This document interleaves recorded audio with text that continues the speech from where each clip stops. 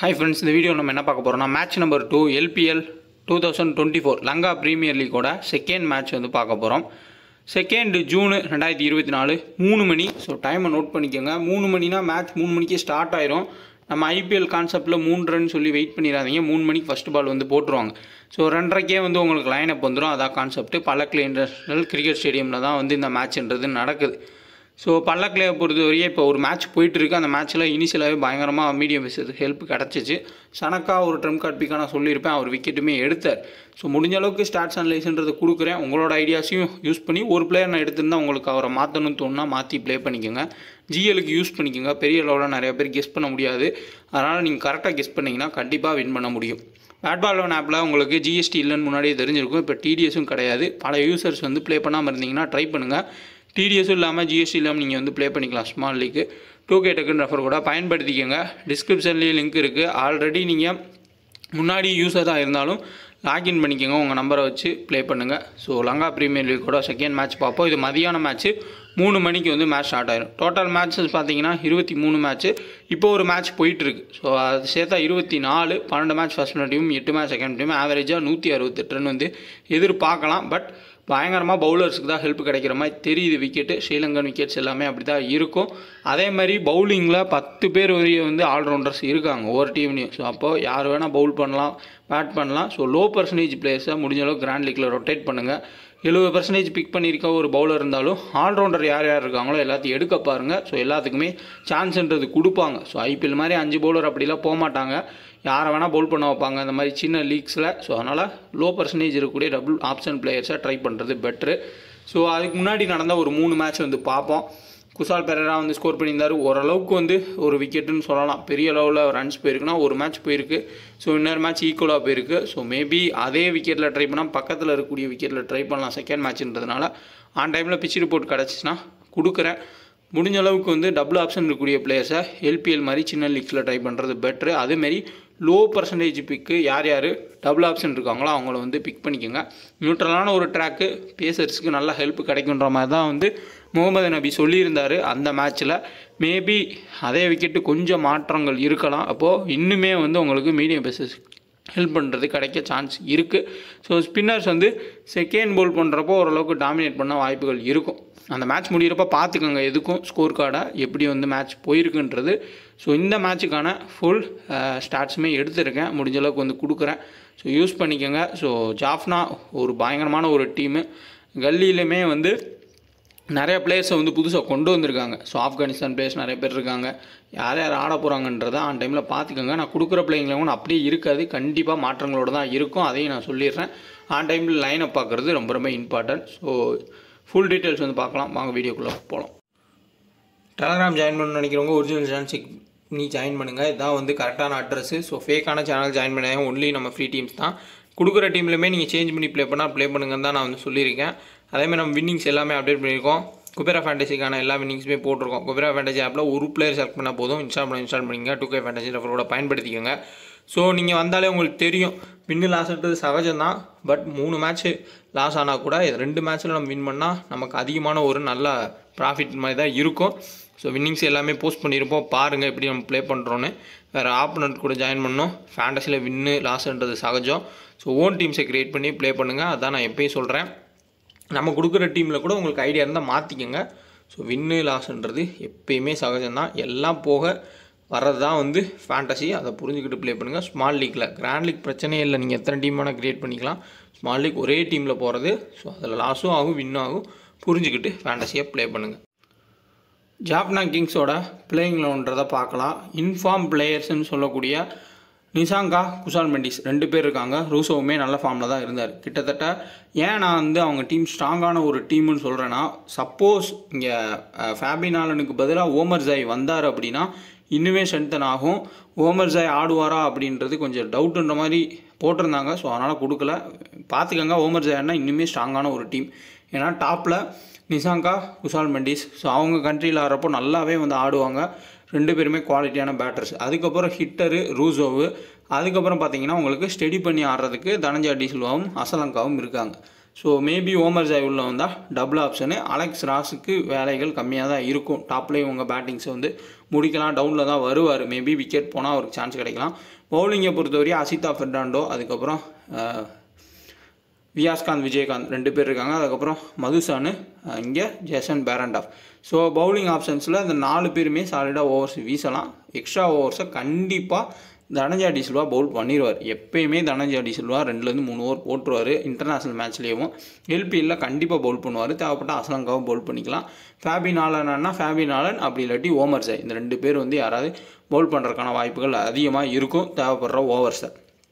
இந்த சைடில் உங்களுக்கு பார்க்குறப்போ டாப்பில் அலெக்ஸ் ஹேல்ஸு, சைஃப்ரட்டுன்னு பயங்கரமான பிளேயர்ஸ் மாதிரி தெரிஞ்சாலும் 2 பேருமே வந்து பெரிய பெர்ஃபார்மன்ஸ் இல்லை.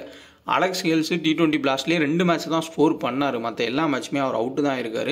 சேம் இந்த சைடில் ஜேசன் பேரண்டாஃப் பாலை உள்ளே எடுத்துகிட்டு வருவார். அலெக்ஸ் ஹேல்ஸுக்கும் அதே பிரச்சனை சைஃப்ரட்டுக்குமே இருக்குது. விக்கெட் பயங்கரமாக பேட்டிங் விக்கெட்டாக இருந்தால் தப்பிக்கலாம். இல்லை இனிஷியல் ஸ்விங் இருக்குது, மீடியம் பேஸுக்கு ஹெல்ப்னா 2 பேருமே ஃப்ளாப் ஆகிறதுக்கான சான்ஸ் வந்து ரொம்ப அதிகமாக இருக்கும். இவங்களோட ஸ்டெடி பிளேயர்னு பார்க்குறப்போ லியன்ஜே. ஸோ ஜனித் லியன்ஜியை பொறுத்தவரையும் ஒரு ஸ்டெடியான பிளேயரு. நல்லாவே ஸ்ரீலங்காவுக்கு ஓடிய ஃபார்மெட்லாம் வந்து ஆடி இருக்காரு. பவுலிங்குமே பவுல் பண்ணியிருக்காரு. Double option player. சேம் இங்கே சான் வில்லியம்ஸு பெரிய அளவு T20யில் ஃபார்ம் கிடையாது, போராக தான் வந்து ஆடி இருக்காரு. ஸோ 2 ஆப்ஷன் இருக்கிறதுனால பவுலிங் போட்டு ஒரு 2 ஓவர் ஒரு விக்கெட்டு, பேட்டிங்கில் ரொட்டேட் பண்ணி ஒரு 2 விக்கெட் 20 ரன் அடிச்சிட்டா கூட நல்ல ஆப்ஷனு. சேம் இங்கே பிரிட்டோரியஸு, இஸ்ரு உதானா இவங்க எல்லாருமே நல்ல பிக்ஸாக இருப்பாங்க. டீகோலாவோட ஃபார்ம் அப் அண்ட் டவுனாக தான் இருந்திருக்கு. டாப்பில் சில டைம் ஆடி இருக்காரு, மிடில் சில டைம் ஆடி இருக்காரு. பட் இவங்க சைடில் டீசெண்ட் ஆப்ஷன்ஸ்னு பார்க்குறப்போ லியான்ஜே, அதுக்கப்புறமா Sean Williams, next Pretorius, Isuru Udana இவங்கெல்லாம் வந்து ஒரு டீசெண்டான ஆப்ஷன்ஸ் இருப்பாங்க. டெத் பவுலிங்கில் பிரிட்டோரியஸும் இஸ்ரு உதானாவும் வீசுறதுக்கான வாய்ப்புகள் அதிகம். குமாரா இனிஷியலில் விக்கெட் எடுக்க வாய்ப்புகள் இருக்கும். பட் இருந்தாலும் இங்கே ஆடக்கூடிய பிளேயர்ஸ் வந்து ஸ்டெடியான பிளேயர்ஸ்ன்றதுனால கொஞ்சம் கஷ்டப்படுறதுக்கான வாய்ப்புகள் இருக்கலாம். தீக்ஷனா லெஃப்ட் ஹேண்டர்ஸ்க்கு எதிராக வந்து பவுல் பண்ணுவார். பட் தீக்ஷனாவோட T20 ஃபார்ம் பார்த்தீங்கன்னா ஒரு விக்கெட் இப்படி தான் போயிருக்கு. பெரிய அளவில் ஒரு 3 விக்கெட் 4 விக்கெட் எடுத்து பிரச்சனையை கலப்புற மாதிரி அவரோட பவுலிங் வந்து ரீசெண்ட் டைம்ஸில் எப்பயுமே இருந்தது இல்லை.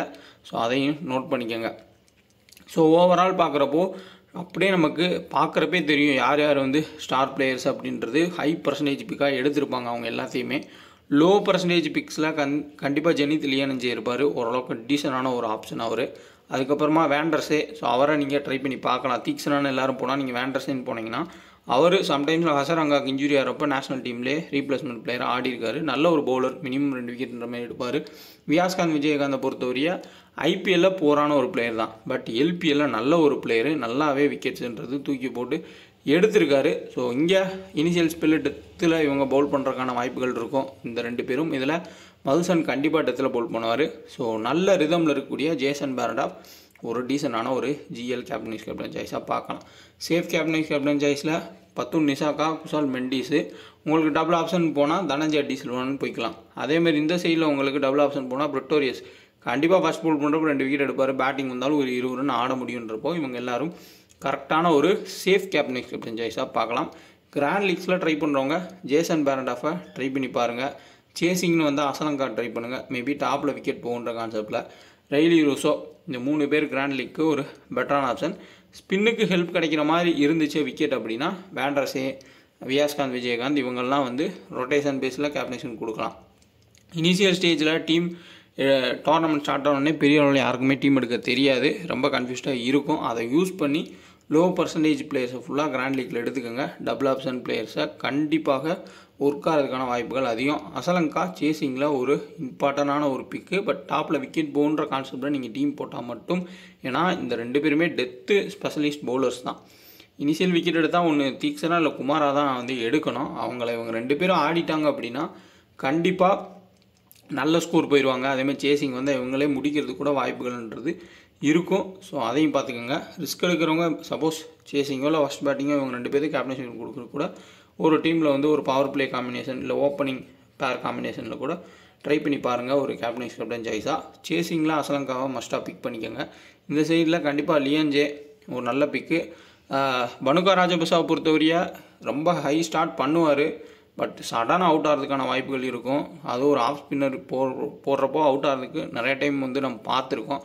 இங்கே ஏன் நான் தனஞ்சா டி சில்வா எவ்வளோ முக்கியம் சொல்கிறேன்னா, டாப்பில் போயிட்டா கூட அதுக்கப்புறமா ராஜபக்சா, சான் வில்லியம்ஸு, டீகோலா இவங்க எல்லாருமே லெஃப்ட் ஹேண்டர் தான். அதனால் ரைட் ஹேண்டருக்கே பவுல் பண்ணுவார், லெஃப்ட் ஹேண்டருக்கும் பவுல் பண்ணுறதுக்கான வாய்ப்பு ரொம்ப ரொம்ப அதிகம். ஸோ அதுக்காண்டி தான் சொல்கிறேன். பேட்டிங் வந்தாலும் ஒரு 10லேருந்து 20 ரன் ஆட முடியும் தனஜா டி சில்வானால். ஸோ அதனால் ஒரு கீ பிளேயரு. ஸ்பின் விக்கெட்டாக இருந்தால் ஸ்பின் ஆப்ஷன்ஸ்னு பார்க்குறப்போ தனஜா டி சில்வா, அசலங்கா, ஃபேபின் ஆலன், அதுக்கப்புறம் வியாஸ்காந்த், விஜயகாந்த், ஓமர் ஜாயா இருந்தால் அந்த இடத்துல பார்த்துக்கோங்க. அதேமாதிரி இங்கே ஸ்பின் ஆப்ஷனில் சான் வில்லியம்ஸ் வந்து பவுல் பண்ணுவார் ஸ்பின்னு. அடுத்ததாக வேண்டர்ஸே, தீக்ஷனா இவங்க எல்லாருமே ஸ்பின் ஆப்ஷன்ஸாக இருப்பாங்க. ஆன் டைம் விக்கெட்டுன்றது ரொம்ப முக்கியமாக இருக்கும், அதை வந்து நம்ம பார்த்துக்கலாம். ஸோ லோ பர்சன்டேஜ் பிக்ஸு கண்டிப்பாக அப்படின்னா அதில் வேண்டர்ஸே இருப்பார் லோ பர்சன்டேஜ் பிக்காக. ஏதாவது ஒரு சில டீம்ஸில் ட்ரை பண்ணிக்கோங்க. அசிதா ஃபெர்னாண்டோ நல்ல ஒரு ரிதமில் இருந்திருக்காரு எல்லா மேட்சஸ்லேயும், ஒரு நல்ல ஒரு வேகப்பந்து வீச்சாளர். ஸோ அவரை வந்து நீங்கள் ட்ரை பண்ணலாம் ஒரு லோ பர்சன்டேஜ் பிக்காக. வியாஸ்காந்த், விஜயகாந்த் ஒரு ஆப்ஷனு, ஒரு லோ பர்சன்டேஜ் பிக்கு. இவங்கெல்லாம் ஒரு ஹை பர்சன்டேஜ் பிளேஸை ட்ராப் பண்ணுறப்போ அந்த இடத்துல ஆட் பண்ணிக்கிறது பெட்டராக இருக்கும். ஃபஸ்ட்டு பவுல் பண்ணால் இந்த 2 பேரும் ரொம்ப ரொம்ப இம்பார்ட்டன்ட். டெத்தில் போட்டு மினிமம் விக்கெட்ஸை எடுத்துருவாங்க. அதே மாதிரி இந்த சைடில் ஃபஸ்ட்டு பவுல் பண்ணால் ரொம்ப ரொம்ப இம்பார்ட்டன்ட் மதுசான். அதேமாதிரி செகண்ட் பவுல் பண்ணாலும் ஃபஸ்ட் பவுல் பண்ணாலும் ஜேசன் பெரண்டாஃப் ரொம்ப ரொம்ப இம்பார்ட்டண்டான ஒரு பிளேயர். கண்டிப்பாக அவரோட ஸ்விங்கை பயன்படுத்தி விக்கெட் எடுப்பார். இவங்க 2 பேருமே கொஞ்சம் தடுமாறதுக்கான வாய்ப்புகள் இருக்கும். கிளாசிக்கான ஒரு பியூர் பேட்டிங் விக்கெட்டாக இருந்தால் தப்பிக்கலாம், அப்படி இல்லாட்டி ஜேசன் பெரண்டாஃப்ட்ட மாட்டுறதுக்கு வாய்ப்பு ரொம்ப ரொம்ப அதிகம். வெற்றின்னு பார்த்தோம்னா ஜாஃப்னா கிங்ஸ் ஜெயிக்கிறதுக்கு சான்ஸ் ரொம்ப ஹையாகவே இருக்குது. ஸோ பார்க்கலாம். ஸ்டாட்ஸ் வைஸாக பார்த்தோம்னா பத்துன் நிசாக்கா 6 மேட்ச்சில் 21 ரன் ஆவரேஜ், ஹெட்டு வென்யூவில் 32 ரன் ஆவரேஜ் இருக்கார். டீசெண்டான ஒரு ஆவரேஜ் தான். இனிஷியலாக ஹை ஸ்விங் இல்லாமல் ஓரளவுக்கு டீசென்ட் ட்ராக்காக இருந்துச்சுன்னா நல்ல ஸ்கோர் போகலாம். Kusal Mendis 37 run average, 32 average. LPL வந்தாலே பயங்கரமாக வந்து ஒரு அக்ரெசிவாக ஆடுவார், அந்த மாதிரி காமிச்சிக்குப்பார். அதேமாதிரி நல்லாவும் ஆடி இருக்கார். விக்கெட் கீப்பிங்கில் ஒரு 2 கேட்ச் பிடிக்கும் வாய்ப்பு இருக்குது. ஸோ ஓரளவுக்கு டபுள் ஆப்ஷனே நம்ம எடுத்துக்கலாம். Dhanaja de Silva ஹெட்வேர்டில் 7 wicket, வென்யூவில் 6 wicket. பேட்டிங்கில் ஒரு 20 ரன் கிட்ட ஆவரேஜ் இருக்குது. அசலங்கா ஹெட்வேர்டில் பார்த்தோம்னா 7 மேட்ச்சில் 103, வென்யூவில் 11 மேட்ச்சில் 38 ரன் ஆவரேஜ். இதில் ஒரு இன்ட்ரெஸ்டிங் ஃபேக்ட் என்னென்னா இவர் கிட்டத்தட்ட 5 விக்கெட்டு, ஹெட்வேர்ட்லேயே 5 விக்கெட் எடுத்திருக்காரு, வென்யூவில் 5 விக்கெட் எடுத்திருக்காரு. சப்போஸ் பேட்டிங்கில் சரியாக ஆடலை அப்படின்னா பவுலிங் போட்டு அதில் விக்கெட்டும் எடுத்திருக்காரு. ஸோ அதையும் நோட் பண்ணிக்கோங்க. வியாஸ்காந்த், விஜயகாந்த் 4 மேட்ச்சில் 6 விக்கெட், வென்யூவில் 3 மேட்ச்சில் 3 விக்கெட்டும். மதுசானு ஸோ 2 மேட்ச்சில் 3 விக்கெட், 3 மேட்ச்சில் 3 விக்கெட். ஃபஸ்ட்டு பவுல் பண்ணால் கண்டிப்பாக டெத்தில் போட்டு விக்கெட் எடுக்க வாய்ப்புகள்ன்றது ஹையாகவே இருக்கும். அலெக்ஸ் கேல்ஸ் வென்யூவில் 3 மேட்ச்சில் 93 ரன்னு. டிம் சைஃப்ரட் ஹெட்வேர்டில் 2 மேட்ச்சில் 73, வென்யூவில் 3 மேட்ச்சில் 38. ஸோ விக்கெட் கீப்பிங் பண்ணால் அதில் ஒரு சில பாயிண்ட்ஸ் கிடைக்க வாய்ப்புகள் இருக்குது. பனுகா ராஜபக்சா 22 ஹெட்வேர்டில், வென்யூவில் 21 ரன் ஆவரேஜ். ஹிட்ரு ஸோ சடனாக ஒரு 10 பால் 12 பாலுக்கு ஒரு 40 ரன் அடிச்சுட்டு அவுட் ஆக வாய்ப்பு இருக்குது. ஃபஸ்ட் பால் அவுட் ஆக வாய்ப்பு இருக்குது. பெரிய அளவில் இன்னிங்ஸ் எடுத்துகிட்டு போக மாட்டார். ஸோ அதில் ஒரு ட்ராபேக்குன்றது அவருக்கு இருக்குது. இஸ்ரு உதானா ஹெட்வேர்டில் 8 விக்கெட்டும், வென்யூவில் 14 விக்கெட். வேண்டர்ஸே 2 மேட்ச்சில் 2 விக்கெட்டு, வென்யூவில் 4 விக்கெட்டு. ஸோ ரொம்ப லோ பர்சன்டேஜாக இருப்பார். மேபி ஜிஎல்ல ட்ரை பண்ணி பாருங்கள்.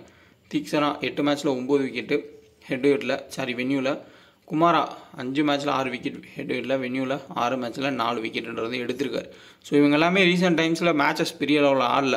ஸோ குமாராவாக இருக்கட்டும், வேண்டர்ஸேவாக இருக்கட்டும். ஸோ யார் யாரும் வந்து ரீசெண்ட் டைம்ஸில் மேட்சஸ் ஆடாமல் இருக்காங்களோ அவங்களையும் கொஞ்சம் வந்து யோசித்து பிக் பண்ணுங்கள். ஏன்னா ஸ்ரீலங்கன் டீம்லேயே நிறையா பிளேயர்ஸை ட்ராப் பண்ணி ஏதோ கொலாப்ஸ் பண்ணி தான் அவங்க டீமே எடுத்துகிட்டு வந்தாங்க T20 வேர்ல்டு கப்புக்கு. ஸோ அதுவும் ரொம்ப முக்கியமாக இருக்கும். ஸோ ஆன் டைமில் ப்ளே பண்ணுற பிளேயர்ஸோட ரிதமும் ரொம்ப ரொம்ப முக்கியம். அலெக்ஸ் கேல்ஸ் தொடர்ச்சி அவுட் ஆயிருந்தாலும் கடைசி 2-3 மேட்ச் பிளாஸ்டில் அடிச்சிருக்காரு. ஸோ அதையும் கொஞ்சம் பார்த்துக்குங்க. பட் இருந்தாலும் இங்கே பேரண்டாஃப்க்கு எதிராக அவுட் ஆகிறதுக்கான வாய்ப்புகள் இருக்கலாம். இங்கே கேப்டனைஸ் கேப்டனாக குசால் மெண்டிஸ், தனஜா டி சில்வா கொடுத்துருக்கேன். டபுள் ஆப்ஷன் இருக்கக்கூடிய இந்த 3 பேர் எடுத்திருக்கேன். இவங்களோட டீமில் டபுள் ஆப்ஷன் இருக்கவங்க தான் நல்லா ஆடுவாங்கன்ற ஒரு கான்செப்ட்டு. தீக்ஷனா ஒரு சேஃப் ஆப்ஷனாக எடுத்துக்கேன். அந்த இதில் வேண்டர்ஸே வேணாலும் நீங்கள் எடுத்துக்கோங்க. ஓமர் ஜாய் ஆடினாலும் ஒரு நல்ல ஒரு பிக்கு தான். Nissanka, really Rousseau, so Kusal Mendis mostly இவங்க சேசிங் வராங்க அப்படின்னா இதுதான் டீமாக இருக்கும். இந்த இடத்துல வேணால் ஒரு எக்ஸ்ட்ரா ஒரு பவுலரை இவங்க டீமில் எடுத்துகிட்டு ஸோ ஜாஃப்னால் இந்த டாப் ஆர்டர் 3 பேர் இந்த 4 பேத்துக்குள்ளே மேட்ச் முடியுன்ற கான்செப்டில் தான் எல்லாருமே டீம் எடுத்துகிட்டு வருவாங்க. மேபி அப்படி போகிறதுக்கும் வாய்ப்புகள் அதிகமாகவே இருக்கும். அதை தவிர்த்து நீங்கள் ஹை ரிஸ்க் எடுக்கணும் அப்படின்னா அலெக்ஸ் ராசூரியை நீங்கள் மாற்றி எடுக்கணும்னாலும் எடுத்துக்கோங்க. குபேரா ஃபேண்டசி ஆப்பு ஜிஎஸ்டி ஃப்ரீ. ஒரு பிளேயர் நீங்கள் செலக்ட் பண்ணி ப்ளே பண்ணலாம். உங்களோட ஐடியாலே நீங்கள் ப்ளே பண்ணுங்கள். ஸோ கரெக்டாக ஸ்டாட்ஸ் அனலைஸ் வைஸாக லாஜிக் வைஸாக ஒரு பிளேயர் செலக்ட் பண்ணி நீங்கள் ப்ளே பண்ணாலே போதும். ஸோ ட்ரை பண்ணி பாருங்கள். 2K ஃபேண்டசி ரெஃபரோட பயன்படுத்திக்கோங்க. டிஸ்கிரிப்ஷனில் லிங்க் இருக்குது. ஸோ ஈஸியாக நீங்கள் ஒரு பிளேயர் செலக்ட் பண்ணி ப்ளே பண்ணலாம். ஸோ முடிஞ்ச அளவுக்கு ஸ்டாட்ஸ் அனலைஸ் கொடுத்துருக்கேன். பார்ப்போம். நல்ல டீமை கொடுக்குறதுக்கு டெலகிராம் ட்ரை பண்ணுறேன். அதுமாதிரி டெலகிராமில் எல்லாருமே டீமை முன்னாடியே கொடுங்கன்றீங்க. ஸோ நான் முன்னாடியே தான் டீம் கொடுக்குறேன். ஸோ டெலகிராமில் பயங்கரமான ஒரு எரர் இருக்குது. ஸோ 15 நிமிஷத்துக்கு முன்னாடி டீம் கொடுக்க முடியாது, யோசிக்கணும். அதுவும் இருக்குது. ஒரு 10 நிமிஷத்துக்கு முன்னாடி 10லேருந்து 8 நிமிஷத்துக்கு முன்னாடி நான் டீம் கொடுத்தேன்னா பாதி பேர்த்துக்கு வந்து கடைசி 3-4 நிமிஷத்தில் தான் ஷோ ஆகுது. அந்த எரர் வந்து இன்னுமே வந்து கிளியர் ஆகலை டெலகிராமில். ஸோ அதனால் கொஞ்சம் நீங்கள் டெலகிராம்லேருந்து வெளியே போயிட்டு உள்ளே வந்தீங்க அப்படின்னா உங்கள் டீம் வந்து ஆன் டைமில் ஷோ ஆகும். அதை கொஞ்சம் பார்த்துக்கோங்க. ஸோ வீடியோ பிடிச்சா லைக் பண்ணுங்கள், ஏதாவது டவுட்னா கமெண்ட் பண்ணுங்கள். ஸோ கரெக்டான டெலகிராமாக பார்த்து ஜாயின் பண்ணிக்கோங்க, ஒரிஜினல்ஸ் என்னன்னு செக் பண்ணி ஜாயின் பண்ணிக்கோங்க.